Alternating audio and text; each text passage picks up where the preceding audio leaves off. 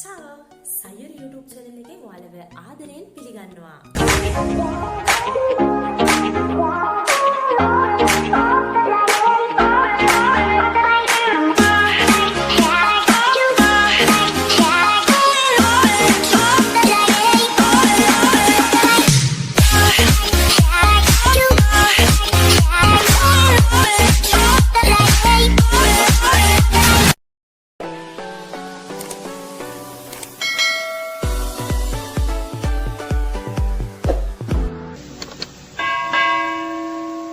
අද මම හදාගන්නේ cream cheese.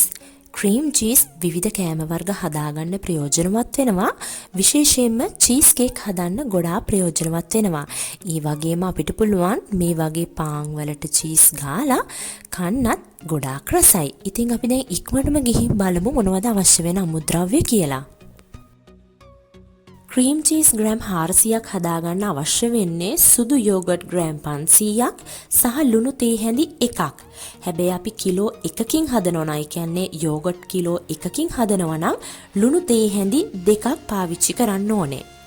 අපි මේ පාවිච්චි කරන සුදු යෝගට් එකේ කිසිම දෙයක් අඩංගු නැති, විශේෂයෙන්ම පැණි රස නැති සුදු යෝගට් එකක් තමයි අපි පාවිච්චි කරන්න ඕනේ. යෝගට් එකට ලුණු තේ හැඳි 1ක් එකතු කරලා හොඳට කලවම් කරගන්නවා. එකතු කරගත්ත ලුණු යෝගට් එකත් සමග හොඳට එක සමානව මිශ්‍ර වෙනකන් හොඳට කලවම් කරගන්න ඕනේ.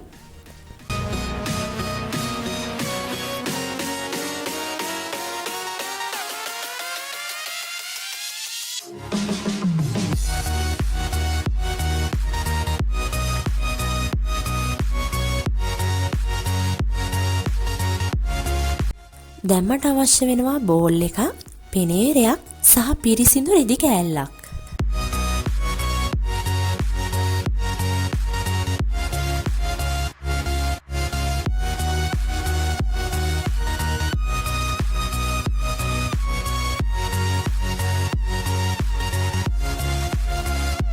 මේ රෙදි කෑල්ල උඩින් යෝගට් මිශ්‍රණය මේ විදිහට දාගන්නවා.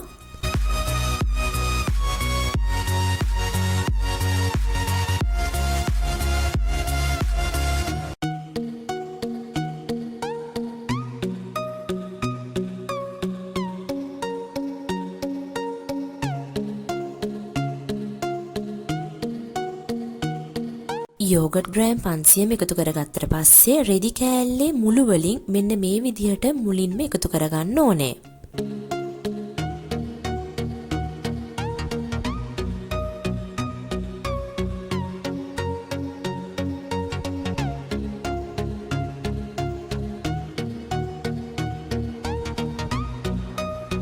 මේ විදිහට කරලා මේ රෙදි කෑල්ල අපි මෙහෙම හොඳට තද කරද්දී මේ යෝගට් එකේ අපිට දැන් අවශ්‍ය වෙන්නේ නැති කොටස තමයි මේ පල්ලෑට බහින්නේ. ඉතින් ඔයාලට මතක ඇති මස්කර්පෝනි චීස් හදනකොට මම මේ විදිහට තමයි හදාගත්තේ. ඉතින් දැන් මෙන්න මේ විදිහට පෙනේරේ උඩින් තියලා පැය 6ක් වැනි කාලයක් ෆ්‍රිජ් එකේ තියාගන්න ඕනේ. ගොඩාක් හොඳයි මුළු රැයක්ම තියාගන්න පුළුවන් නම් අමුද්‍රව්‍ය දෙකෙන් අපිට මේ විදිහට ක්‍රීම් චීස් ගෙදරදීම ලේසියෙන්ම හදාගන්න පුළුවන්. ඉතින් අපි හිතමු අපිට රෙසිපි එකක් හදාගන්න ක්‍රීම් චීස් අවශ්‍ය නම් ඉක්මනින්ම හදාගන්න ඕනේ නම් ඉතින් සුපර් මාකට් එකට ගිහින් මිලදී ගන්නම වෙනවා.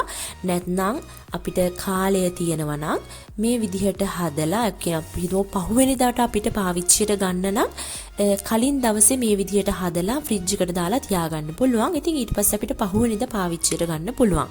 එකතු වෙන වතුර ටික නැවතත් ක්‍රීම් චීස් එකට එන්නේ නැති විදිහට, ඒ කියන්නේ උස බෝල් එකක් තමයි අපි පාවිච්චි කරන්න ඕනේ. එතකොට මේ පෙනේරේ ඒ එකතු වෙන වතුර එකට ගෑවෙන්නේ නැති විදිහට. දැන් මම ඔයාලට පෙන්නන්නේ පැය 6ක් වැනි කාලයක් සීතකරණයට දාලා තියාගත්තට පස්සේ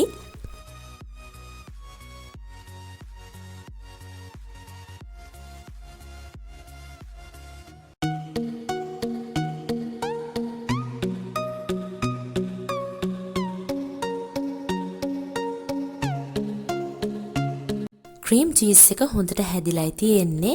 මේ හදාගත්ත ක්‍රීම් චීස් එක වහගන්න පුළුවන් පුංචි බෝල් එකක් මත මම දැන් එකතු කරගන්නවා. ඒ විදිහට දාලා හොඳට වහලා සීතකරණයට දාලා තියාගන්න පුළුවන් අපිට ප්‍රයෝජනයට ගන්නකම්. වැඩිම දවස් 4ක් තමයි අපිට ෆ්‍රිජ් එකට දාලා තියාගන්න පුළුවන්. ඊට වඩා කාලයක් තියාගන්න බෑ.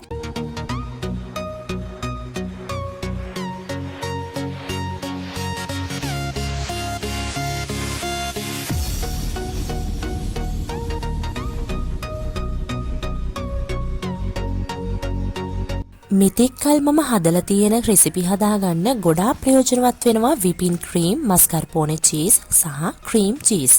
ඉතින් මේ චීස් වර්ග දැන් ඔයාලට ගෙදරදීම හදලා මම හදලා තියෙන රෙසිපි තව බලලා ඔයාලටත් ඒ රෙසිපි හදාගන්න ප්‍රයෝජනෙට ගන්න පුළුවන්. ඔයාලට පුළුවන් මේ වගේ පාන් කෑල්ලකට ක්‍රීම් චීස් ටිකක් ගාලා රස බලන්න.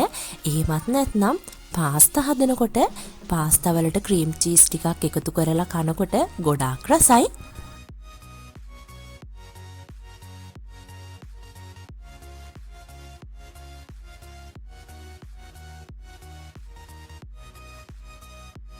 මයි අපි සුපර් මාකට් එකෙන් ඒ හදිස්සි වෙලාවට මිලදී ගන්න ඕනේ. නැත්නම් ඔයාලට කාල වේලාව තියෙනවා නම් අනිවාර්යයෙන්ම ගෙදරදිම හදලා පාවිච්චි කරන්න. මම හිතනවා අදත් මම අරගෙන ආපු රෙසිපි එක ඔයාලට ගොඩාක් ප්‍රයෝජනවත් වෙන්න ඇති කියලා. විශේෂයෙන්ම ලංකාවේ ජීවත් වෙන අයට ගොඩාක් ප්‍රයෝජන වෙන්න ඇති කියලා.